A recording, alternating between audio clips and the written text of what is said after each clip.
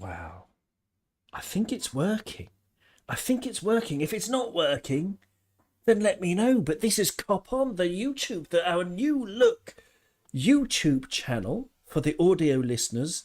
I spent hours on it over the holiday. I had a holiday over the New Year, and any time when I wasn't looking after the baby, I think it's working. I think it's working. If it's not working, one second, then let me know. But this is Cop On, our new look YouTube channel. Okay.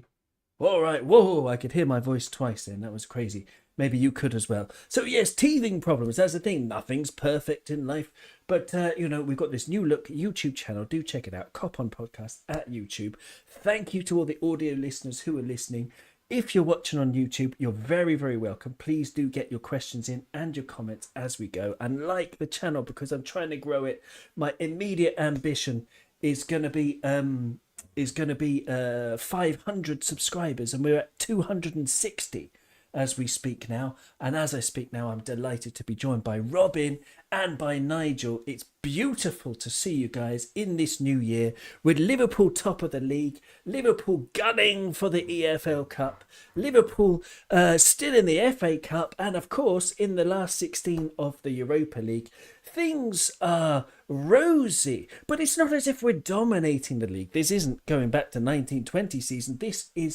There is a pattern. And Nigel, my first question is for you, because I don't know how often you appreciate and you think about how beautiful it is that we have the best manager in the world.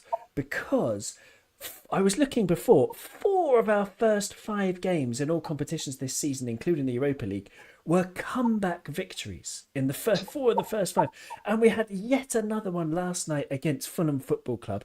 Jurgen's in-game management was absolutely superb. So I want you to talk about Jurgen either this season or last night in terms of the in-game management and how freaking brilliant he is and how wonderful it is to have the best manager in the world at the helm of our club. Absolutely. Appreciate it all the time. I just want to go back to the end of last season, so to speak, pre-season of this season, when he told Jordan Henderson, basically our captain for the last few years, very successful, one of our most successful captains, that he wasn't guaranteed a start.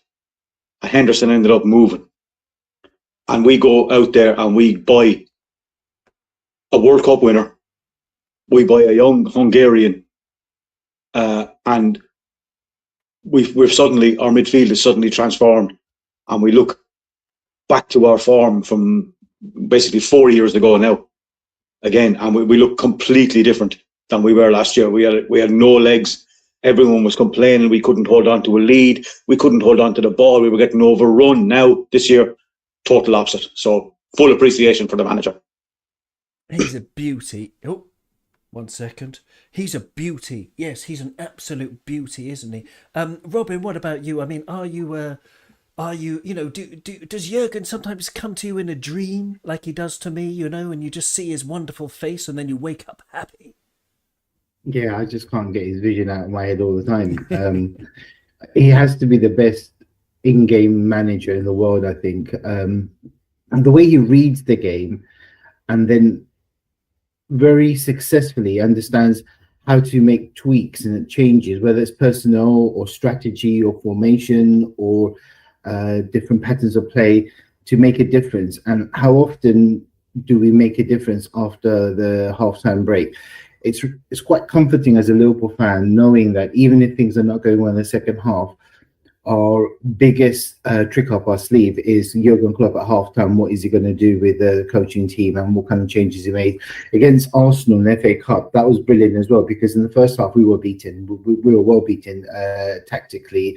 Players weren't performing, but the changes that he made to put swap Nunes and Diaz on the wings, push the back line back, running at the back line, forcing the defenders of Arsenal to drop back, which opened up the space in midfield for Trent to get on the ball and spray the passes all over the place. Not only was that good, he also realised actually when Martinelli came on and caused Trent problems, he needs a recognised right back and Conor Bradley to come on and snuff that danger out of Martinelli.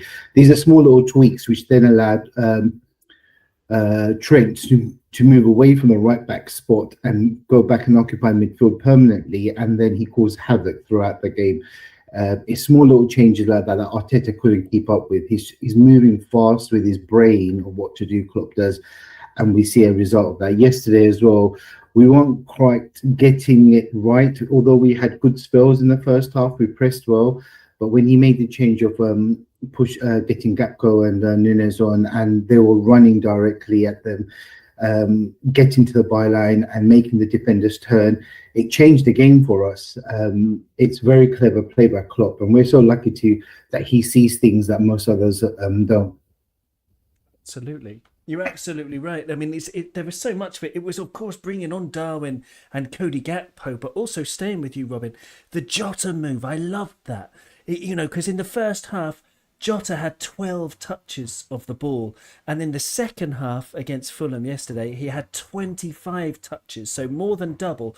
But the way that he brought him into the number 10 role so that he wasn't next to their defenders and their two banks of four that were, or sometimes, five in midfield that were just standing in front of the back four, that very, very compact Marco Silva shape, very defensive. He just allowed Jota to retreat so that he could sort of attack their back line. And they were scared of him. They didn't know what to do. And Jota was brilliant. And that change allowed him to be instrumental in both of our goals. Diogo Jota.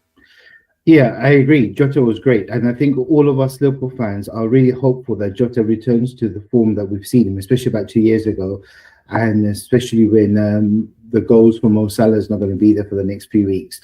And he has been hitting good form when he's coming off the bench getting goals. Yeah, but yesterday was key for him. He was starting, and what kind of Jota will receive. So once that tweak was made and he got those 25 touches in the second half, you can see Liverpool changed as a team. Him and Curtis Jones as well. They've got this ability, like Ox had a few years ago, to drive through lines. So those banks of defence that you're talking about, defence and midfield, when players run and go through those, it causes confusion with the defending team whether to step up, go with them, and that creates pockets of space. And when you've got intelligent players that run through those lines, things happen. And then you've got intelligent players like Luis Diaz and Gakpo occupying the freed up space.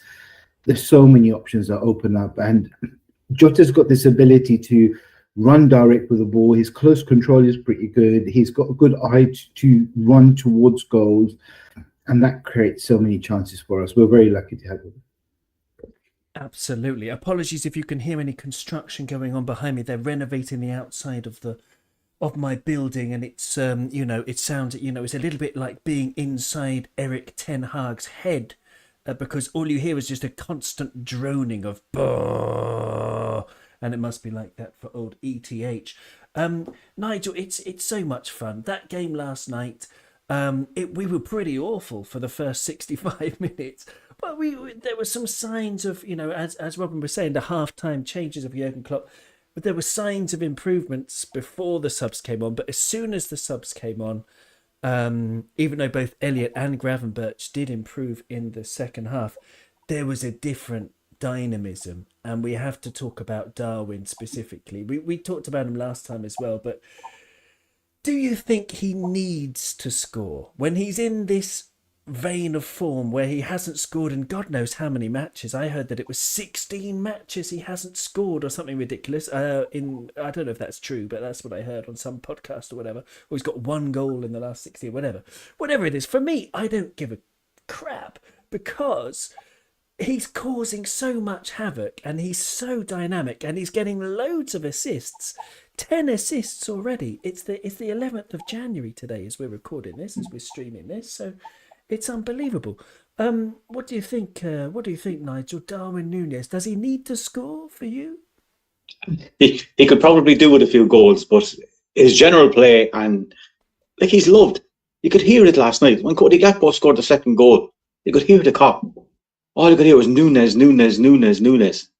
It was just to go back to the first half again last night. We did not play progressive football last night in the first half. We were having to trying to play the role that he played in the second half last night when he got those 25 touches. But he was trying to play it early on. And I was watching the first half with my dad. and he kept having to drop off into kind of the wing and then drop into midfield to try and get the ball to try and start making things happen. And we just weren't. I was complaining to my dad last night because we were hitting these passes and they were slightly behind our players, forcing our lads to turn back onto themselves instead of playing the ball in front of them like we were doing last night when we got on the front foot and started playing progressively. It's a different story. It's a different element to a game, that when you get on the front foot, you play the ball in front of people, not sideways and not under people's feet so they'd have to stop. Everything is moving forward in the same way. And you could see for Curtis Jones's goal last night, you see Jota. First of all, I think he won a header, I think, and then went in and won a tackle, and then won a ball off his knee that deflected to Darwin, who hit it to Curtis. Curtis took a touch and then hit the ball into the goal. It was via the deflection, of course, but it's just like Darwin was never say die, never say die. He keeps going. Like, we've got this other guy at a different club and he scored 1 goal, missed 3 sitters the weekend as well, by the way. And everyone says, oh, he's world class, this fella. Well, we've got a world class player, and you can spot the agenda again, of course. Oh, he needs to score goals. He needs to score 5 or 6 goals per game to be any good. And he cost 100 million, which he didn't. I have no doubt things will happen for Darwin. One will hit him on the nose or something and go in or something like that, like Ian Rush's goal against Everton. And then you go on the run. You think? Exactly. Yeah. Right. Exactly. I think it's slightly worrying that your main centre forward isn't scoring, but we're winning games, so hey, let's just roll with it. What do you think about it, Robin? What do you think about Darwin and Darwin's contribution this season? I think when a team pays that much money for a player, especially a team like Liverpool, which may have limited resources like some of the other Premier League clubs, you always will be judged upon the output of goals that you score, you don't score. And especially when you're competing against the likes of, say, like Salah, or compared against Salah and also Mane as well, people will judge you on your outcome of goals. And I think we all as Liverpool fans want him to score more goals, but I think what he does add to the game, which perhaps we didn't anticipate when we first signed him, is the havoc and the chaos he creates within the team, and how positive that chaos is for the team in getting 3 points or a victory. And I think that's been key. So we've not, I think by most Liverpool fans' account, we would all agree that we've not been at our best this season, but we're still sitting top on the Premier League, Europa League, and through the Cups. So something's doing well, and Núñez is a big part of that. Yes, he can score the ridiculous and sublime and do outrageous shots and volleys and comeback goals against Newcastle. He does all of that. But then he also does some of the dirty work and the harassing and the chasing down and stretching defences and occupying defenders. I think Klopp sometimes gets annoyed when this question is repeatedly asked to him about Núñez and his output of goals. And he tried to explain a couple of games ago where actually he occupied both the centre-backs of, I think it's the Arsenal game, and they had a handful with Núñez, which then created space for everybody else. And as long as the team's winning, and we're not shy of goals. I think we have scored the most goals in the league. We're averaging 3 goals plus at Anfield. So that's all healthy. So the team is doing well. But at the end of the season, you'd like him to pick up some awards as well for individual play like Salah does. But I just think that's time for a guy with that much quality. You know he's got it in his bag somewhere. It's just composure, training, coaching, maturity that he perhaps needs, and awareness of keeping with onside, finding the right pass. That will come over time. He's still very young and it's still very exciting. I'm not worried about that yet. And as Nigel rightly said, the crowds love him. I actually felt sorry for Gakpo. He scored a goal and everybody's cheering Núñez's name. And it was a good goal got by Gakpo. But everything that Núñez does is cheered by the fans, because I think the fans will want to will him to do well. The thing that chanting his name will give him that extra 1% confidence that he's going to do something ridiculous, something amazing, and that's the floodgates will open. And it's very similar to what happened with Suarez in his first half and a bit season. He missed quite a few chances, and we all know what happened after that. So maybe we're hoping the same for Núñez. He's got the ability. He just needs a little bit of luck. He does. That's a great answer. Absolutely. And yeah, I mean, Nigel, you said you used the word world class with Darwin, and I would put him in that bracket. And you also talked about the idea of being direct and being front footed and not passing sideways and all that stuff. And Curtis Jones last night. I mean, I put a poll today. Do you think Curtis Jones is a world class player? And 62% have agreed. Who have answered this poll on our live YouTube video right now. I'm gonna give you some stats in a minute when I find them, because I can't remember. I've got too many screens up. Okay, but for me, he is definitely world class, and it's gone under the radar. And last night, Kelly Cates on the BBC Football Daily podcast, she asked Dion Dublin, "Do you think Curtis Jones is underrated?" And Dion Dublin's answer was like, yes, he passes the ball well, so he is a bit underrated, and he's doing well for Liverpool. This, in my opinion, is underrating Curtis Jones, because for me, he's absolutely unbelievable at the moment. What do you think, Nigel? Can you remember the time he scored that really good goal against Everton when he was a kid and he came in? We played the kids against Everton at Goodison, and he scored that really good goal in the FA Cup. Mm-hmm. We won 1-0. Mm-hmm. I think it was at Goodison. Anyway, I'm going to go back from there and see what we've got now. We've got a totally different player. People were saying he's not good enough for Liverpool and stuff like this, but he has completely and totally altered his game. He has completely switched his game to being a guy who's going to go in and win the ball in the middle of the field, be progressive, pass it. He's totally an all-round midfield player. And if he stays evolving the way he is, like he has all the potential to be absolutely world class. I don't think he's quite there yet, but class. Why is he not there yet? What does he need to add? When we're a little bit quiet at times, like we were in the first half last night, to actually have the ability to grab the game by the scruff of the neck and say, right, we're not doing enough, let's push it on a bit. We just lack somebody to do that a little bit, I think, at the moment in the first half when we're struggling. Like in the first half against Arsenal as well. We lack somebody to just kind of push it on a little bit.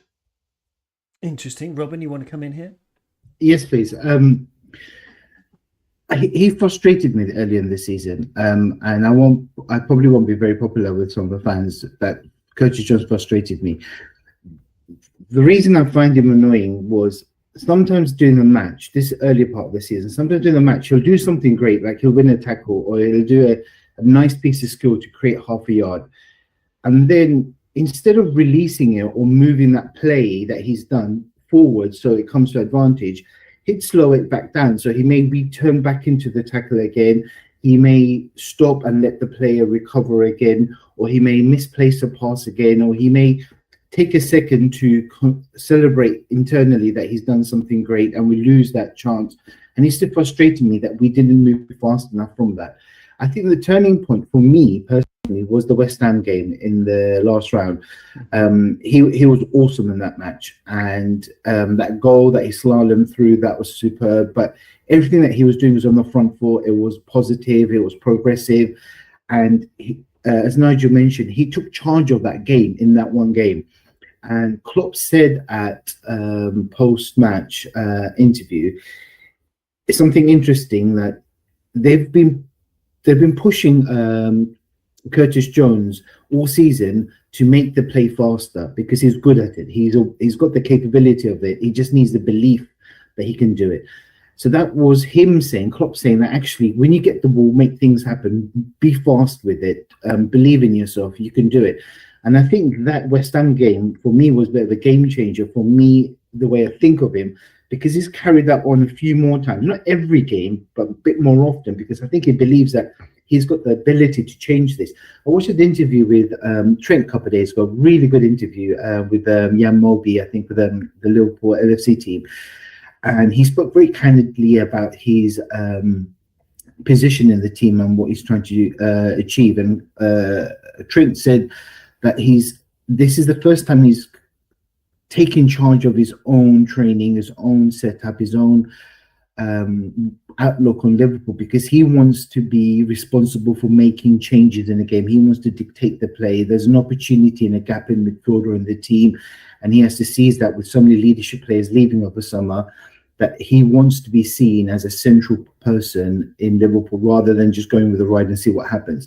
And I think similarly, Curtis Jones, although he's a bit younger, he needs to be able to do that. He's younger than Trent by a few years, but if he applies himself and realizes that actually he's got the ability, he's got the trust of the team, he needs to make this position his own by dictating play, governing what happens next, pulling the strings in midfield, because there is a player there and we still don't know what his ceiling is yet. He could be awesome. So in my mind, I think he's getting to world-class rating, but his pressing and his pressures in the middle third has been great. I think it's the second highest in Liverpool behind Dom, about how much he presses in the game. I think he's got 20. I've got a stat here that says his pressures in the middle third is 20.7, which is the most for a Liverpool player, and Dominic Szoboszlai is 17.9. But actually, his turnovers, his pressures that result in a turnover is 4.4 per 90 minutes. That's so amazing. We get on the front foot 4.4 times per 90 minutes. Dominic's got 5.1, but those two are by far the highest. Harvey Elliott actually got 4.3, but these other attributes he has that Dion Dublin perhaps doesn't realize is actually some of the work that he does is creating chances for Liverpool, and that's brilliant. I love that. That's wonderful stuff. Absolutely wonderful stuff. What a great stat. And it doesn't surprise me because, yes, he has really improved on that. But I found the stats that I was looking for, and I'm going to see if I can share my screen and so people at home can see it as well. I'm going to bring up on the screen something quite there we go. I'm just going to check that the YouTube viewers can see that as well. Maybe you're going to have to zoom in quite a lot on YouTube to see that, but it's Xabi Hernandez. Don't worry about it, guys, if you can't see it, Robin and Nigel, because I'll explain it. It's Xabi Hernandez's career stats from WhoScored.com. And you go back to Xabi Hernandez's prime years, which are around about 2010, for example, where he played the most amount of matches for Barcelona in a season. He played 29 of their league matches with 2 appearances as a substitute, 2,467 minutes, and his passing accuracy over the entire season was 94.4%, which is absolutely nuts. And he's one of the few players who has, in the history of all recorded matches and all the stats, to have gone through certain matches with 100% passing accuracy, right? Curtis Jones, for me, he's not far off. Yesterday, his passing accuracy was 97.9%, I think. Over the past year, his passing accuracy is 91.2%. If he's not already world class, because already his current pass completion rate is in the top 2% in Europe, if he's not currently a world class player, I think he is, then I think he's going to get even better with this. And he's posted over 95% pass completion a number of times this season. And it's not the only stat you need as a midfielder. You need to, of course, you need to press, you need to tackle, you need vision, you need a lot of stamina, you need to play with your head up, you need all manner of skills. You need to be but he's becoming like a complete player. And for me, the England national team, they have some wonderful midfielders, Declan Rice, Jude Bellingham, of course. But for me, if you're going to play like a 4-3-3 for England in the third midfielder role, I'm putting Curtis in there. I mean, I'm not an England fan, but I think Southgate would be stupid to ignore him. But there you go. Have you got anything else to say on Curtis? Because otherwise I want to move on to Conor Bradley, but also I want to have a look at some of the comments we've got as well. But Nigel, I think Curtis should retire from international football. Good idea. Very good idea. Very solid idea. He's doing so well this season, and I don't know, from someone who's outside of Liverpool, I'm a Scouse separatist. I think that movement needs to gather pace so that Liverpool and Merseyside can become independent. What do you think? Oh, and I've got another stat for Curtis Jones. I've just seen. Lovely. So, for Liverpool distance covered in the Premier League this season of over 90 minutes, the least distance covered from our Liverpool team is Van Dijk.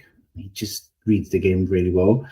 And the top, say, 7 or 8, apart from the number 1, is all hovering around 10 to 10.5 kilometers, whereas Curtis Jones is probably around about 11.2, 11.3. It's a graph here, so I'm just reading it off.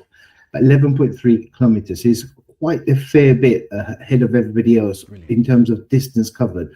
So it's not just the passes he does, it's the graft and the pressing and the hard work and effort puts in.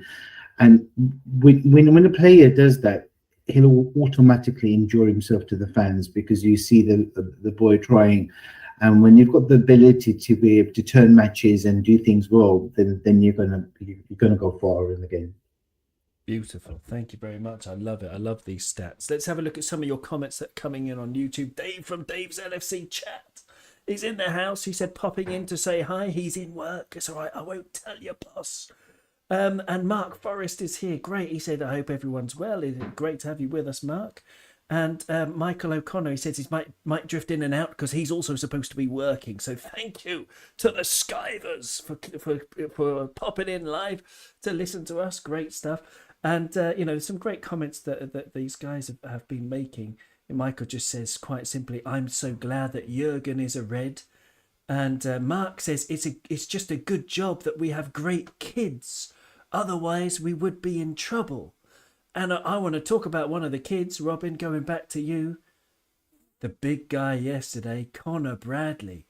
Man, if you look, one of the things Jurgen Klopp said in his post-match interview when asked about Conor Bradley, of course, he had that instant smile as soon as the journalist mentioned Conor Bradley's name. And Jurgen said, how exhausted he looked in the dressing room and how proud he was that he just gave everything on the pitch, which was wonderful. And Jurgen also mentioned something that was very interesting, I thought, about how Conor Bradley recovered from a very shaky moment in Willian's goal. I mean, it was mostly Virgil's fault because he made 2 mistakes, one with a header and the ball went through his legs. It was a little bit Kelleher's fault because his positioning wasn't very good. I think he could have done better. But Conor Bradley fell over when trying to tackle Willian when Willian first got the ball, and he could have done a lot better. But he didn't let it bother him. And he carried on, and he should have had an assist, that wonderful pass perfectly into Darwin's stride when Darwin hit a lovely shot, and again with bad luck and great goalkeeping by Leno, he missed that chance. But Conor Bradley would have had an assist, and there was that moment when there was the clear handball that would have been given with VAR, but David Coote, who's a bit of a useless ref, he's not biased, he's just useless, didn't give it for whatever reason. But it was Conor Bradley who won that free kick that led to the handball by cutting inside and actually playing it through João Palhinha's legs. And Palhinha brought down Conor Bradley for that free kick that led to the handball that wasn't given. Conor Bradley was wonderful yesterday, Robin. I think he's another one who could potentially, and it's only potential, but become world class. I think we've got a real diamond on our hands, Robin. Am I being way too optimistic? Don't forget, yeah. I think he had a tremendous game. He's so much potential there as well, and he could go all the way. I think it's a bit difficult to assess his potential with so many the sample size being so small. But what he's done so far in a very short period of time for Liverpool and for Bolton is very promising. He's only 18, so he can get better. But you're right, the way that he doesn't let that slip bother him, his positivity to dust himself off and get back on again and be positive and be on the front foot and bomb down that right wing was good. And it's nice that none of us are comparing him to Trent, because you can't compare him to Trent. That's not an orthodox right back, what Trent does. So what Conor Bradley did was he defended well, he kept his shape well, he held that line on the right hand side well, he bombed forward when he needed to bomb forward, and he was composed.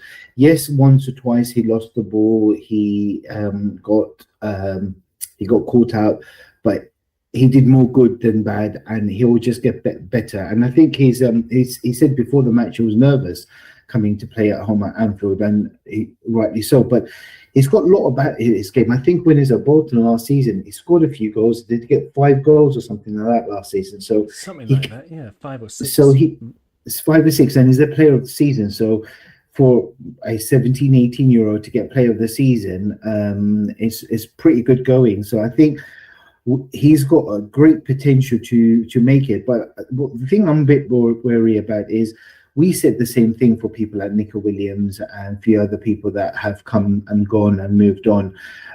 So only time will tell. But at the moment, he's learning very well. He's got great players around him. He's playing in a winning team that just breeds confidence. And we're at this interesting point in Trent's career now where does he move to midfield full time? Having the ability to play as an inverted right back, or what it does, gives Klopp options in the game, and he can tweak and change it as he does so.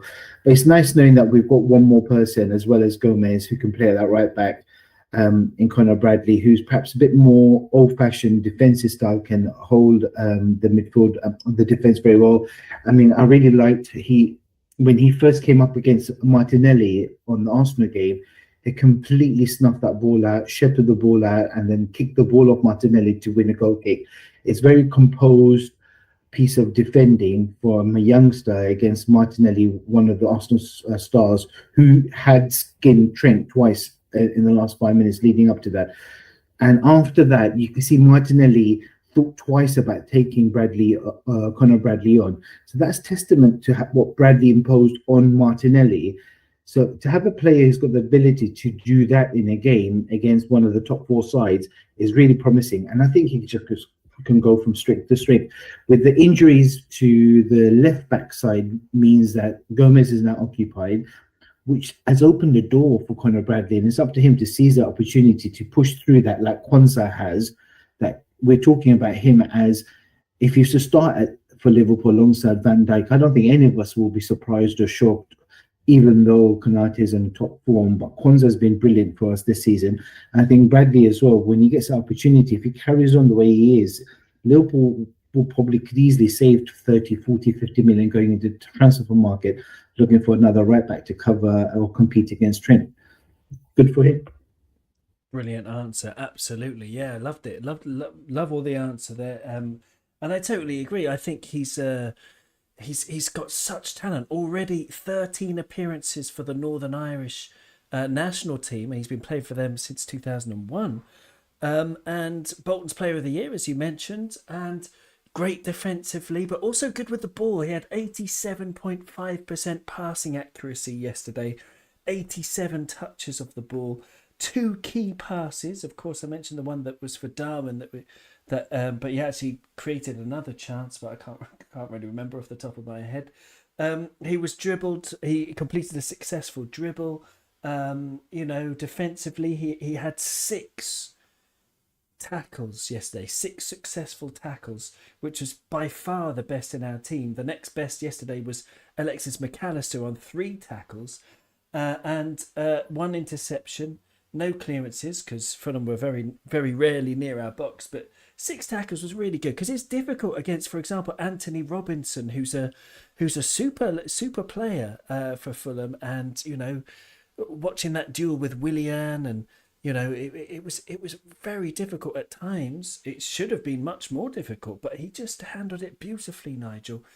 Conor Bradley, I mean, you've just got, as Robin said, you've just got no problem with him, slotting in for the next match against Bournemouth. Yeah, like Robin said, it's like Kwanzaa. It's like these young lads coming in. It was like Bobby Clark on Sunday when he came on. Like, so one of our big rivals paid 50 million for one Bissaka. Like, I wouldn't pay 50 million for 3 or 4 Bissakas, but anyway, they were poor. The poor signings. And then you get Saliba, who, everyone was talking, oh, world class, world class, world class. He looked like he needed stainless steel underpants when Jota went on him on Sunday. He was frightened out of his life when Jota went anywhere near him. And this young lad, 18 years old, comes on, and he looked really, really good, as with Kwanzaa. All these young lads have been given the confidence by Klopp. You could see him on the bench last night. I'm not sure if you saw this, but he was talking to Owen Beck on the bench last night, and he was outlining stuff to them. It's got to be great for these kids who have got enough potential to be reaching where we all want to be, representing our team. You know what I mean? We all know Owen Beck is Ian Rush's grandnephew. Mm-hmm. And, he's got good potential. He was on loan at Dundee and he got recalled. And they loved him in Dundee as well, apparently. Yes. So, great. It's all these young lads coming through, and there's so many of them breaking through into the team as well. And it can only be good for our future. Like what Robin said as well about pushing Trent on. If Conor is going to stay at right back, where's the problem really? Because Trent looks more comfortable being pushed further forward.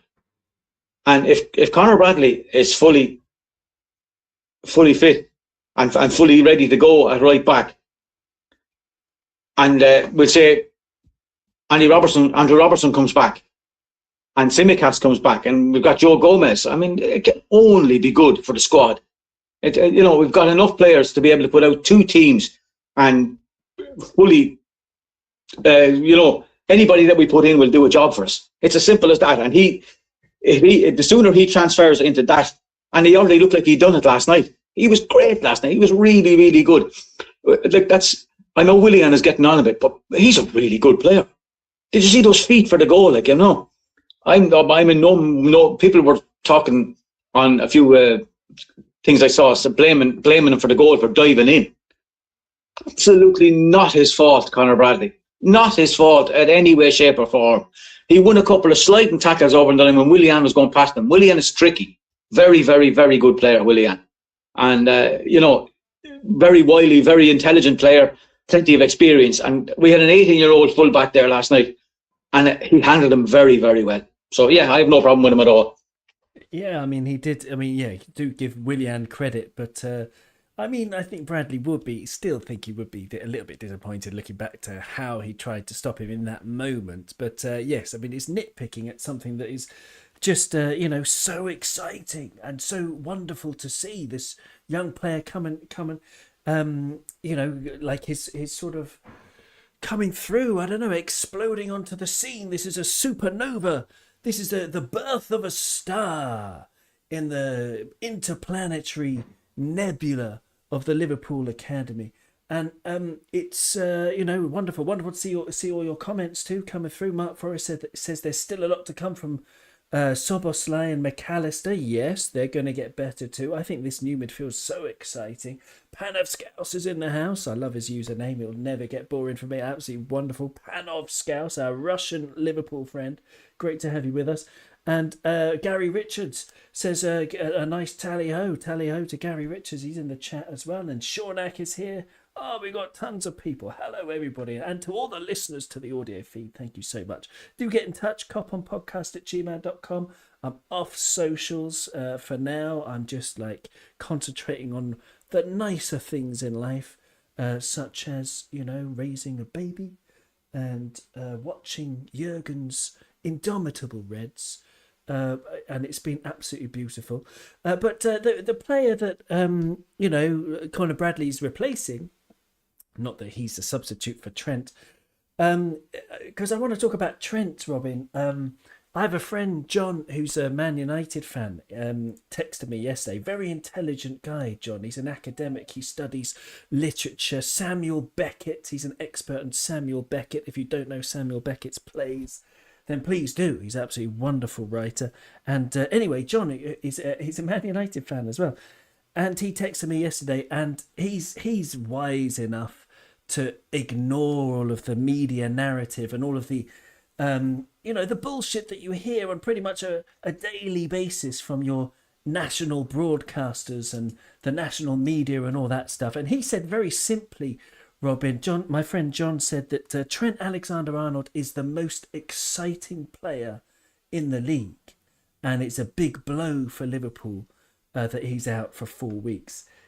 Yes, it is. Oh, Robin's he's just pressed the wrong button and left us. Oh, yeah, he's coming back. Okay.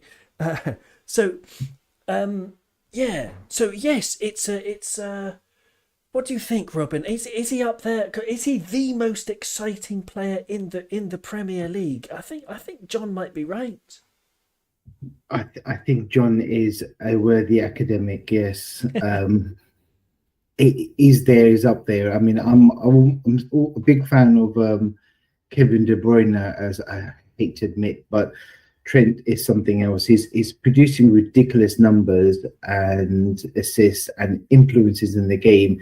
And this season, there seems to be a bit more steeliness about him, a determination that he wants to be known and remembered for the long term of being a Liverpool great. And you can see from his recent interviews that he's positioning himself to be a long-term successor to Virgil van Dijk and be the Liverpool captain, very similar to Gerrard's steps. And he's trying everything in his power to be that player for Liverpool that makes him tick. And he's on course. His passing range is ridiculous. Jan Molby asked him a really good question.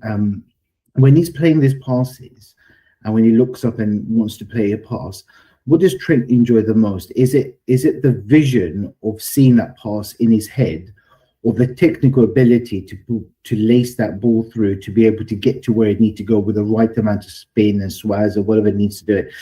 And I thought it's really interesting coming from a player like Jan Molby, who knows exactly what he's talking about, to somebody like Trent, who knows exactly what he's asking about. And it was a good answer where Trent was saying actually he enjoys the vision most. He said the goal both in hand, but without the vision, you'll never make the pass. You could have the technical ability, but without the vision, you never pass. And if you have the vision, you might be able to work on your technical ability to get that pass in, but it's a vision that he enjoys.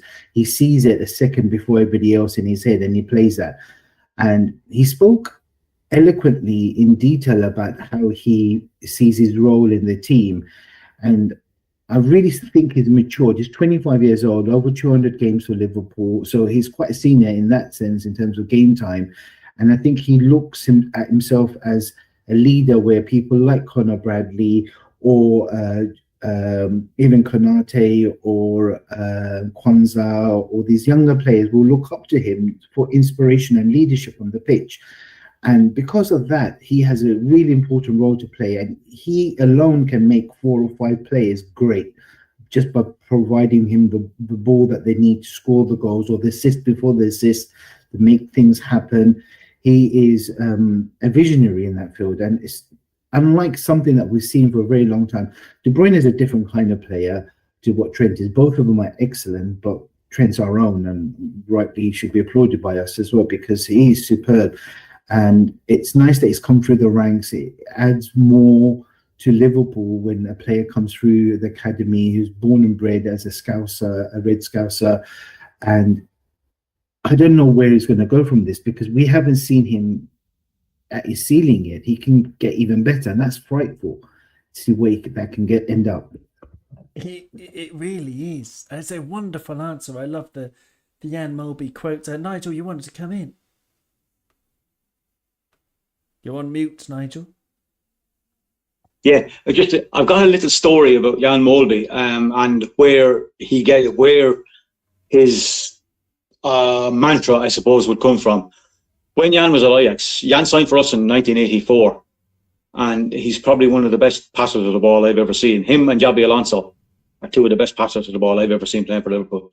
But Jan told the story as when he started out at Ajax. Would have been a very young player. And Johan Cruyff was there. And Jan was playing midfield at the time, and he was getting some advice from one of the greatest of all time. And Johan Cruyff said to him, he said, "You run, I'll get you the ball. If the ball doesn't come, I've changed my mind." Excellent. That was what Jan got from Cruyff. So, Brilliant. that's, yeah. I always thought that was a great story, and it's just like seeing Jan Molby, the way he passed the ball, and and talking to Trent, Trent can only pick up something from him. I think so. That's absolutely brilliant. I love that story. And I'm watching Trent. For me, Trent, I mean, when he retires, hopefully in like 15 years, he's going to keep playing till beyond 40, because he's got, why not? He's got the technique to play, at walking pace and sort of outthink everyone. Hopefully he's going to stay with us. Hopefully he signs a new deal. I'm starting to get a little bit jittery about him signing a new deal. But, hopefully when he does, it'll just be, we just have to enjoy him. We have to enjoy him. Robin. I think with Trent, it's not just about what he does individually or the brilliance he does. It's all the tactical option that gives Klopp having a player like that. So a lot of people play very similar in terms of the way that they defend, the way that they press, the way they're trying to break the counter press. It's very different to how football was played 15, 20 years ago. And having Trent at your disposal means that sometimes he can completely change where the game is being played at a drop of a hat. So if it's in the right back area, within a split second, he can play a ball 40, 50 yards and play it to the left wing to Andy Robbo or to Luis Diaz and completely change where we go. And I think that flexibility that Klopp has, that we've got a lieutenant in that midfield that can just completely change the way we play, gives us so many options as a team, not as an individual, just as a team, that we can do so much. And that is so vital to our success, how we've been. And it's no surprise that when Trent wasn't at his best last season, we weren't at our best last season. And it's only when we moved Trent to midfield, that half of Trent was moved more into midfield, did we actually turn our season around and get that run of games to push for European places last year. So that's no coincidence. But Liverpool tick better when Trent's on it. Great answer. We really do. And what I've loved this season is his leadership. It's gone up a level visibly now that he's vice captain. He's taking responsibility. And, it's sublime. I just love watching him. I agree with my friend John. He's the player I love to watch most. So we're going to miss him. I mean, Pep Linders, he said in the pre-match press conference, as I'm sure you are aware, that Trent will be out for probably 3 weeks. I've known Pep to be a bit of an optimist in the past. And he said it's a little bit of a tear of a ligament, not one of the crucial like ACL ligaments, but one of the exterior ones or something. I don't know how it all works. But Pep seemed to think that 3 weeks is the time out, in which case he would miss Bournemouth away in the Premier League, the return match at Craven Cottage in the EFL Cup semi-final. He would miss the FA Cup home match against Norwich or Bristol Rovers, and he would miss the match against Chelsea at Anfield. And you would back Conor Bradley to step into those matches and be good enough. But then if it's longer than that, then he's going to miss a couple more Premier League games. And I'm if I have one concern, is that if Trent stays out for too long, plus also Gomez and Konate have played a lot of football. I'll try and bring up the Liverpool stats. I've got them on my screen. I won't share the screen. It's going to be too small. You won't be able to read it. But in terms of minutes played this season, Mo Salah is number 1 with 2,000 minutes. Then Trent is number 2 with 1,855 minutes. Trent is number 2. Szoboszlai is number 3. Alisson number 4. Virgil number 5. Darwin number 6. But then it gets to Joe Gomez, who's number 7 on our list. He's played 1,665 minutes this season, which is a lot for him. He made his 200th appearance yesterday, Nigel, for Liverpool, and he's been here, 7 years, I think. And That's my one concern, is that we're relying on the fitness of Joe Gomez really a lot now, and Ibu Konate in the obvious absence of Joel Matip, because otherwise Kwanzaa has to play all the games. I don't know. Is it something that concerns you if we zoom out to the bigger picture? Yeah. Any injury would concern me. Anyone at all. It's just, you just hope the players don't get injured. I mean, Joe Gomez has been absolutely brilliant this year. He's come back after a few injuries and a lot of criticism, and he's been absolutely brilliant on both sides. And what's really after pushing on is his attacking game. He's pushed on. You saw him last night. There was a Fulham guy. They got kind of pushed back to the edge of their own box, and then all of a sudden, who was the man on their goal line closing down the space for the Fulham defender trying to clear the ball? But Joe Gomez. He was on top of the guy and not letting him out easy. It's great to see him doing that, and I hope he does score soon, because people are harping on about it. I'm sorry to say it there now as well, but it'll be a great thing for him, I think, if he does, because he's been an excellent servant for us, and hopefully he doesn't get another one of those. Like, he didn't get injured; he got injured. The man Ben Mee done him. I think it was Ben Mee for Burnley. Remember, he cracked his ankle. Yes. And then he got another couple of injuries after that, and that was the kind of lead up to all that. Getting injured and being injured by somebody is a totally different thing. Getting a kick and getting you got leaving a stud in or something like that, leaving a foot in. He's been excellent for us. So just everyone get behind Joe Gomez and give him he deserves as much credit as anybody at the moment for what he's done. Like, we've lost two left backs, we've lost a right back now. We've got a young lad in there, and he's on the left hand side, just consistently putting in fine performances for us all the time. Totally, absolutely. Gary Richards in the chat, he says Bradley at right back, Gomez at left back, sorted. And that's a very succinct way of putting it. Yes, as long as they stay fit.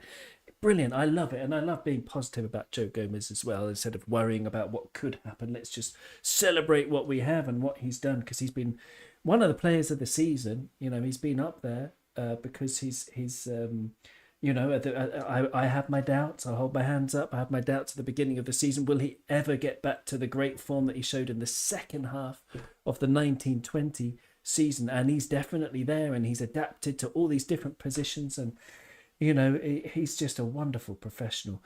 Also in the chat, Mark was saying in the chat that I don't know if you could take this, give your opinion on this, Robin, because Mark was saying he's just a little bit worried about Andy Robertson, that because of his age, I imagine he won't come back as good as he was after this injury.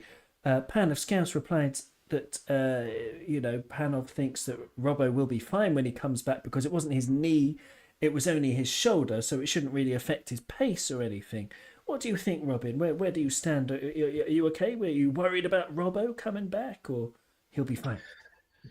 Yeah, I think he'll be fine. I think he might need a few more games to get his game sharpness back. But I think the quote so far has been his all-round general fitness has been good. He's been able to train on his cardio to keep himself active and fit. He can't do some of the on-ball training because of the body movements, his shoulder and the rotation needs. So he can't get involved with that, but that's going to be stepped up over the next few weeks. So I'm thinking that he's going to be fine. It's not a footballing injury in terms of what his legs can't do anymore. Like you said, it's his shoulder one.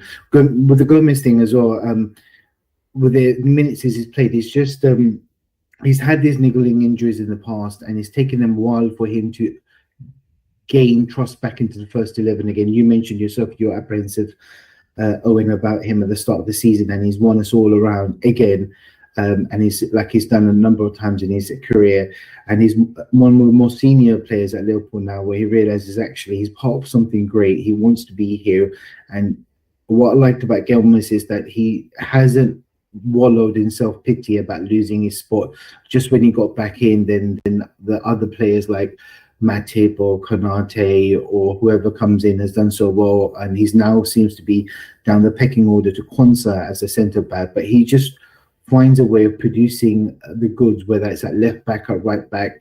And it's unusual to see a centre back marauding down the left and right wing. Joe Gomez does it without complaint, and we have to respect him for that. He puts his body on the line, and he tries it with his left foot to put crosses and shots in as well, it surprised me how good he is on his left foot for a right-footed player. So he's done really well. But I think when Robertson does come back, it will add that dynamism down the left-hand wing that we have been missing. You realise how good of a player Robertson is, and the leadership he brings, another international captain to add calmness to that experienced backline, I think is vital. It's sad that the way that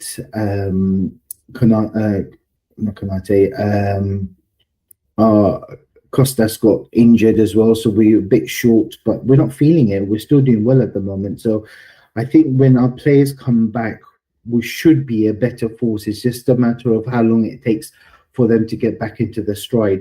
I think Liverpool have been good this season, but we're nowhere near our best. And I'm really excited to see the best of Thiago and the best of Robertson and the best of Dominic back again. And when these players are all flying, God help us what we're going to be like.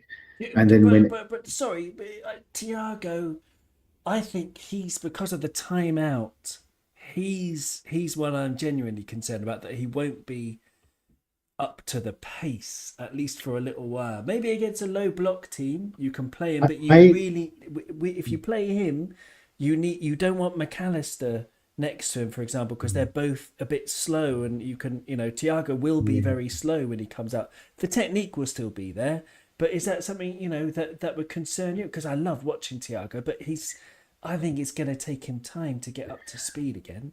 I think with Thiago in the past is we've relied upon him a lot to do things in the game, and I don't think he's the kind of player that can play 60 games in a season. His brain is there on the football pitch, but perhaps his body doesn't always agree.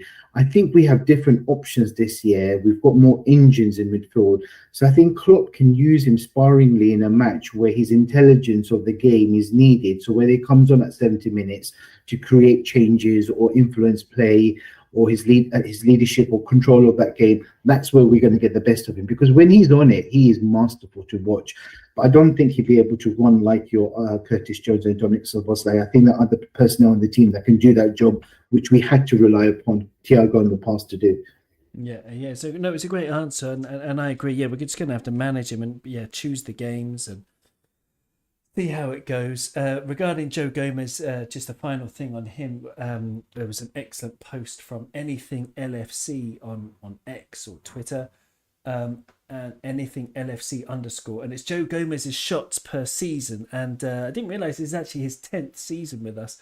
So going through the season, starting in 2014-15, 0 shots. Then the next season, 0 shots. The next season, 0. Then 6 shots in 2017-18. So he's gone 0, 0, 0, 6, then 7, then 4, then 1, then 6, then 8 shots in all of last season. And this season already, if we count yesterday, that long shot from outside, he's had 19 shots, including that long shot from outside the box. It's coming. And Nigel, I don't know. I don't drink alcohol, and nor do you, but if you did drink alcohol, would you keep a bottle of champagne in the fridge to pop open when it does happen? Yeah, why not? Hey, listen, I like celebrating any of our players scoring goals, but when you get someone like that, like we all used to be praying Rob Jones was going to score a goal. I don't know if you remember, but when Stig Bjornaby scored a goal, I think he scored the first goal of the season one time. We drew 3-3 with Middlesbrough. Ravanelli got a hat-trick, and Bjornaby scored the first goal of the season. Or, when guys scored their first goals for the club, especially someone who's been there a long time, it's really good, you know what I mean? Because it gives them something else instead of just going in and jumping on somebody. I used to enjoy scoring goals. I enjoy creating them as well, but I scored a few, and I used to enjoy. Didn't really get to celebrate an awful lot of it like that, but a few. There was a few pretty good ones we had a nice little celebration with. So yeah, I hope he does. Excellent answer. Yeah, no, totally. It would be brilliant. Just one final question, guys, if you've got time to stay with us. We've been going for an hour, but thank you so much for being such wonderful guests, and thank you to everybody in the chat. And it's related to Jack from Anfield Road TV, who's jumped into the chat. Hi, Jack, and hello everybody else in the chat that I'm sorry I haven't got time to go into all of your comments, but Jack just says it was another amazing performance last night, winning games when we're not even out of second gear. And Nigel, staying with you, this is actually a question that Robin was talking about before in the group chat, saying that he wanted to ask anyway. Jack says we weren't even out of second gear, and he's right. Yesterday, winning 2-1, we weren't very good for the first 60 odd minutes.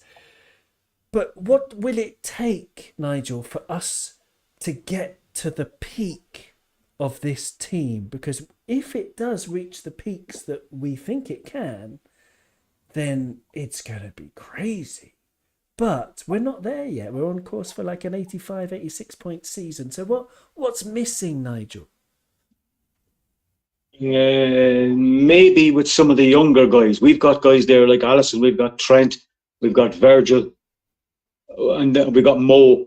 But other guys like your Szoboszlais, your Konates, your Bradleys, your all these lads getting over the line and winning something might push you on. Look at us after we won the European Cup. We go on next season, we win the league. It's a snowball effect. It's up here. It's mentally. We can do this. We can do this. And I think if we win something, well, if we can win a cup or two this year, maybe like we're top of the league, and I can't see any reason. Like City are probably going to come with a run, but they're only playing us once. We keep winning. We're winning this league. Yeah, but City, they've got 0 players, incredible stat, 0 players at AFCON or the Asia Pacific Cup. They've got 0 players out. It's amazing. And they've got Haaland coming back, De Bruyne coming back. The ball is in there. They're 5 points behind us with the game in hand, but everyone's talking about Man City and, I'll just give you one more 0. I'll give you one more 0. They can't do nothing. They can't do 0 if we keep winning. That's true. That's true. Yes. Absolutely. Yeah. And maybe we can. Maybe we're there already. But what did you think, to answer your own question, Robin? What do you think is missing from, before we can reach the heights, the apex for this team, the zenith? I think we've got 4 or 5 players that have had good seasons this year, consistently good seasons. So like VVD, Trent, Ali, and Salah. I think those I will probably put down 4 that have been good all season. And then we've had other players that have had good spells of the season. So I think Szoboszlai started off really strongly. Endo has come good over time and is sadly missed now going to the Asia Cup. Diaz has been on and off, and so has Nunes as well. There've been times where he hasn't played that well, and there've been times it's been fantastic. I think if we can get everybody to click at the same time, then that's a scary thought to add to the players that are consistently playing well. So if we have 4 or 5 players hitting the rich vein of form all at the same time, all on the pitch, all clicking, Curtis being there as well, then that takes the game to another level. And I think even the best Man City team will struggle to keep up with that, because there's firepower everywhere. And we saw a small glimpse of that for a period of the game yesterday when we had the 4 attackers on. It did stretch the game out a bit, and it was very much a risk versus reward strategy. But yes, we're going to leave gaps, but we have faith in our firepower that we will cause you more damage than you can cause us, especially with the powers of recovery we have with our centre-backs. So I think for us to get to the next level is, can we get everybody back and fully fit and on form? And it might be quite pivotal if we get the right addition in the winter window. Somebody who can add defensive cover to Matip, or if it's a left-footed centre back that we're looking for, because we're very right-footed in that team at the moment. Or do we need another midfield reinforcement? I don't know, number 6. But I think Endo's proving that he can hold his own for now. We just need luck that he stays fit. So I think for us to push him to the next level is Darwin gets goals that we know he can get, and those 2-0, 2-1s become 4-0, 5-0, and the game is won in the first half, and we don't have to worry about it. We can rest our players and go again for the next match. I think we've got the firepower there. Just get everybody fully fit, on form, maybe one more addition, and we could get all 4 trophies this season. I don't think we will, but we can get at least a couple. One more addition where? I would say I would like a defensive midfielder, but I think Liverpool are pushing for a left-sided centre back or left midfield. Obviously, Mbappe has been spoken about a lot. I try and follow that, but realistically, I don't see how that's going to happen. That's like dreamland signing, and even if it does come, what implication that means to the wage structure and player personnel. But I'm trying not to look too much into that. Mbappe would have to change his game as well, as ridiculous as that sounds, because if you look at his stats, he's in the top 1% in everything, pretty much attacking wise. Unbelievable! What a talent he really is. He's like an extraordinary player, but he doesn't press at all. It's just he's allowed to not press. He's allowed to lose the ball and just walk back to either the centre circle or his position on the left. And just he's not interested, and so his defensive stats are absolutely awful. But Can I ask you a question? I mean, you've got really good insight and knowledge about PSG. So knowing Mbappe and the kind of player he is, personality-wise on the pitch, do you think he'll be open for that change that you mentioned to suit the Klopp style, or is he too much of a prima donna? Or do you think? Well, I can tell you for a fact that he's not a prima donna. Okay. It's like there's a lot of people who are I don't know. Like, it's funny, like, because I can't give too much away, but I do have perhaps more insight into Mbappe than people realize, and he's a very intelligent guy, but also a very good guy. Like, he has an association that helps kids, and it does lots of interesting and very cool community work that he never talks about. For example, they organize trips to help people who suffered from the earthquake in Morocco, and always doing good things. There's a new project to bring schools to the Côte d'Ivoire, to the Ivory Coast, because at the moment in certain regions of the Ivory Coast there are kids who have to walk for hours just to get water and come back. So what they want to do, in association with another charity, is get the kids in Mbappe's association to go to Ivory Coast and help to build the schools around where these kids get their water, so they can go and pick up their water, they can learn something for an hour or two, and then go back to wherever they live. And it's just really cool projects like that. And as a person, believe me, he's a really nice guy, but he lives in a crazy world. And there was a famous in France, a famous interview with him the other day, where he was talking about, the interviewer asked him, if you had 48 hours to do anything that is not part of your life now, what would you do? And he said, I would go incognito. And she said, okay, if you could be unnoticed for 48 hours, because that's his dream. And the interviewer pushed him. She was like, well, what would you do for 48 hours? And he's like, what do you mean, what would I do? I would go outside. I would just live.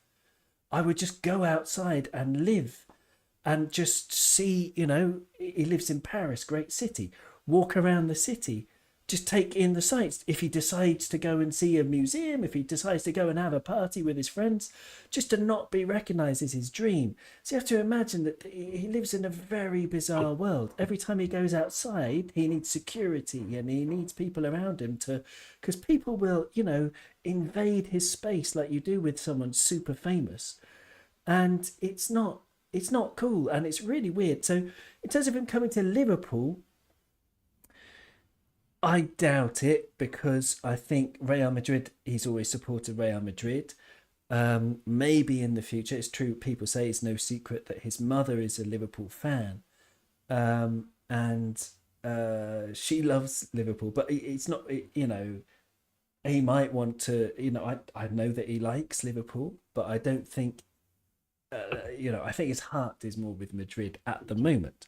If But he the goes question, there, sorry, the question, just to finish, just one last thing about Real Madrid. If he goes there, and for example, he gets the racist abuse that Vinicius Junior has gotten there, I think he won't stand for that as a character. I think he might, that might be something that takes him away from Real Madrid if he actually experiences it firsthand. I hope it doesn't happen, but I know that it has happened many times, not necessarily from Madrid fans, but sometimes from Madrid fans against their own player, Vinicius, and from opposition fans. That might be too horrible for him because he's a sensitive person. But sorry, carry on, Robin. no, so perhaps my choice of words wasn't right, not the prima donna. So what I was trying to say is the 1% elite group that he's in with all the stats that he has, do you think he would be willing to change the way he plays under the tutorship of someone like Klopp? Yes. Who would demand that? He would fall into that. No, yeah, absolutely. Because he's not like, a prima donna in the footballing sense, where like for example, I would say Neymar maybe would insist that he, like Romario, when he, if you remember from Barcelona back in the 90s, he had it written into his contract that he didn't have to defend when he signed for Barcelona, which is absolutely hilarious. He was once 2 weeks late for training because he was at a party in Rio. He was still having a party. And that's the kind of mentality that certain people have in football. Mbappe is not like that at all. He's very serious about his football. He's very, very serious. He wants to be, the best player he can. He loves playing. He loves it. So, and he would want to be the best, He's like a winning mentality. So if he wants to be the best player he can be, he would go to Liverpool, be one of the boys, be very happy to be one of the squad, and he would, be open to Jurgen's coaching, and that would be probably the big draw for him, would be to work under Jurgen Klopp. So hopefully, because he hasn't made a decision, he's also a very honest guy. People read into what he says so much, but it's ridiculous. Just listen to what he actually said. He made one interview last week, 10 days ago, where he said, I haven't made up my mind yet.